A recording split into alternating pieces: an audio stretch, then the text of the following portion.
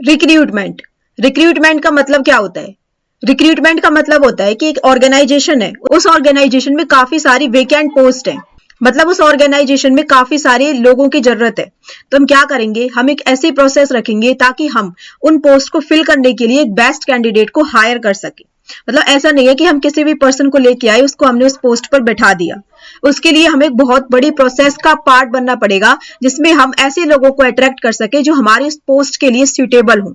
ये एक ऐसी प्रोसेस है of attracting, selecting and hiring suitable candidates for a job position within an organisation, जिसमें हम जॉब वैकेंसीज को आइडेंटिफाई करेंगे, फिर हम पोटेंशियल कैंडिडेट्स की सोर्सिंग करेंगे, उनकी स्क्रीनिंग करेंगे, इंटरव्यूज कंडक्ट करेंगे एंड हायरिंग प्रोसेस को फाइनलाइज करेंगे। अब इसका कॉन्सेप्ट समझते हैं। सबसे पहले इसकी मीनिंग क्या है? It refers to the process of searching for prospective employees and stimulating them to apply for job in the organisation. यह प्रोस्पेक्टिव एम्प्लॉइज को ढूंढने की एक ऐसी प्रोसेस होती है जहां पर हम, मतलब एक ऐसी प्रोसेस जिसमें हम प्रोस्पेक्टिव एम्प्लॉइज को सर्च करते हैं कि हमें एक ऐसे एम्प्लॉइज मिल जाएं जो हमारे ऑर्गेनाइजेशन के लिए बेस्ट हो, और जो हमारी जॉब के लिए अप्लाई कर रहे हैं उनमें से हम देख रहे हैं कि हमारी उस पोस्ट के लिए बेस्ट कैंडिडेट कौन है। अब डाल्टा ने इसकी डेफिनेशन दी है, it is the process of attracting potential employees to the company. हमारी कंपनी के लिए जो पोटेंशियल एम्प्लॉइज हैं उनको अट्रैक्ट करना ही रिक्रूटमेंट की प्रोसेस है। एक एग्जांपल लेते हैं। Company post job opening on LinkedIn, receives application, interview candidate and hires the best fit. क्या होता है कि कंपनी ने एक पोस्ट डाली लिंक्डइन पर कि उसमें जॉब ओपनिंग्स हैं, उसके लिए उसने एप्लीकेशंस रिसीव की। उन एप्लीकेशंस के बेसिस पर उसने देखा कि कौन सा हमारे लिए ठीक रहेगा एम्प्लॉय, उसके बेसिस पर उनके इंटरव्यूज लिए गए एंड जो हमें सुटेबल लगा अपनी उस पोस्ट के लिए हमने उसको हायर कर लिया। अब इसके ऑब्जेक्टिव या प्रोसेस क्या होता है रिक्रूटमेंट के? The objective of recruitment is to attract potential employees with the necessary features of qualification in the adequate number for the job available. अब ऑब्जेक्टिव क्या है रिक्रूटमेंट की? इसका उद्देश्य क्या है? इसका उद्देश्य होता है पोटेंशियल एम्प्लॉइज को हमने अट्रैक्ट किया जिसमें वो सारे फीचर्स हों जो हमें उस पोस्ट के पर्सन के लिए चाहिए। अब इसकी प्रोसेस क्या होती है? सबसे पहले हम आइडेंटिफाई करेंगे various sources of labour supply, मतलब हमारे पास लेबर सप्लाई करने के लिए कौन कौन से सोर्सेस अवेलेबल है। उसके बाद हम उनके असेसमेंट करेंगे, उनकी वैलिडिटी की, कि कहीं ये वैलिड है भी या फिर नहीं है। Choosing the most suitable sources को हम चूज करेंगे। Inviting applications from the prospective candidates. तो अब इसके सोर्सेस की बात करते हैं कि हम कहां कहां से एम्प्लॉयज को रिक्रूट कर सकते हैं। सबसे पहले हमारे पास इंटरनल सोर्सेस आते हैं, उसके बाद एक्सटर्नल सोर्सेस आते हैं। इंटरनल सोर्सेस में हमारे पास 3 सोर्सेस होते हैं और एक्सटर्नल सोर्सेस में direct recruitment, advertisement, casual callers etcetera ये सोर्सेस होते हैं। सबसे पहले ये समझो कि इंटरनल सोर्स या एक्सटर्नल सोर्स होता क्या है रिक्रूटमेंट का।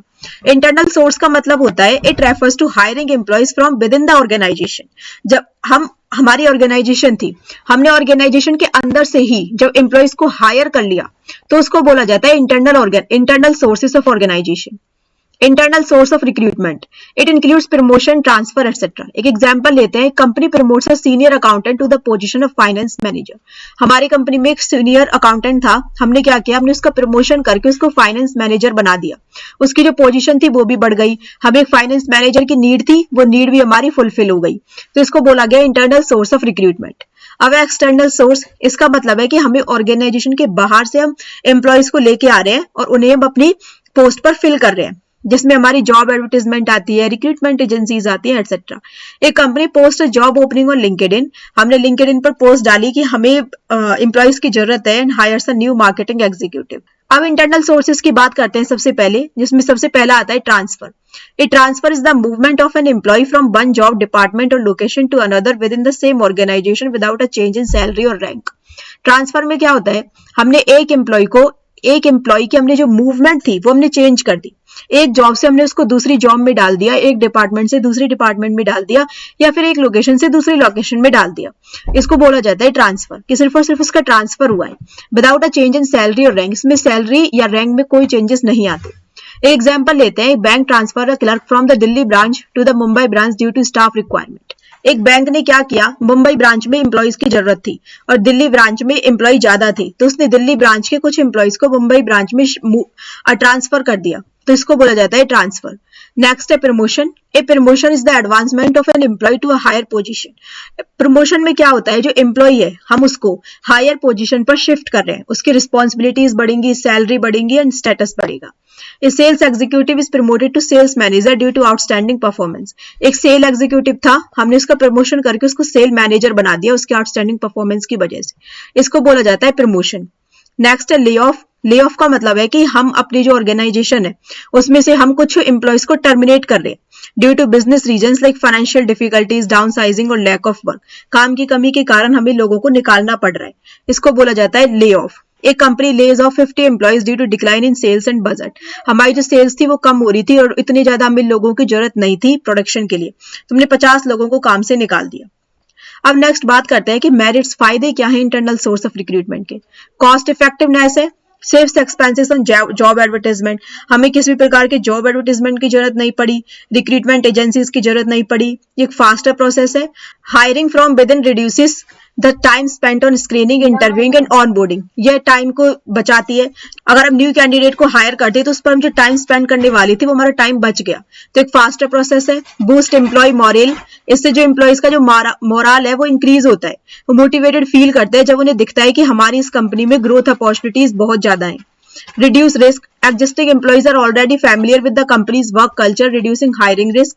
Better performance, उनकी जो परफॉर्मेंस है वो बेटर होती है, इससे उनकी जो लॉयल्टी है वो इनहांस होती है, वो स्ट्रॉन्ग कमिटमेंट के साथ वर्क करते हैं कि यहाँ पर हमारी ग्रोथ होगी, इससे जो स्किल डेवलपमेंट है वो ज्यादा इंक्रीज होते हैं। अब इसके डीमेरिट्स या लिमिटेशन क्या है। लिमिटेड चॉइस होती है हमारे पास। The organisation can only select from existing employee. हमारे पास जो एग्जिस्टिंग एम्प्लॉयज है हम केवल उन्हीं में से सिलेक्ट कर सकते हैं, इसलिए हमारे पास जो चॉइस है वो लिमिटेड है। Lack of fresh ideas, no new perspective of innovations are introduced, creates internal conflict. इससे जो अंदर जो झगड़े हैं वो भी हो सकते हैं। Employees who are not promoted may feel demotivated. जिन एम्प्लॉयज को हमने प्रमोट नहीं किया वो डीमोटिवेटेड या डिससेटिस्फाई फील कर सकते हैं। फेवरेटिज्म का रिस्क होता है कि ऐसा ना हो कि जो प्रमोशन है वो उन लोगों का हो जाए कि पर्सनल रेफरेंस से उनका प्रमोशन हो रहा है या फिर उनकी गुणों के बेसिस पर उनका प्रमोशन नहीं हो रहा। चेन ऑफ वैकेंसीज, हमने एक पोस्ट को, जो हमारी जो हायर पोस्ट थी हमने उसको लोअर पोस्ट से फिल तो कर दिया, लेकिन जो लोअर पोस्ट थी वो तो खाली हो गई, तो इसमें वैकेंसीज फिर भी बनी हुई है। एम्प्लॉयज बिकम लेथार्जिक, एम्प्लॉयज जो होते हैं वो सुस्त बन सकते हैं।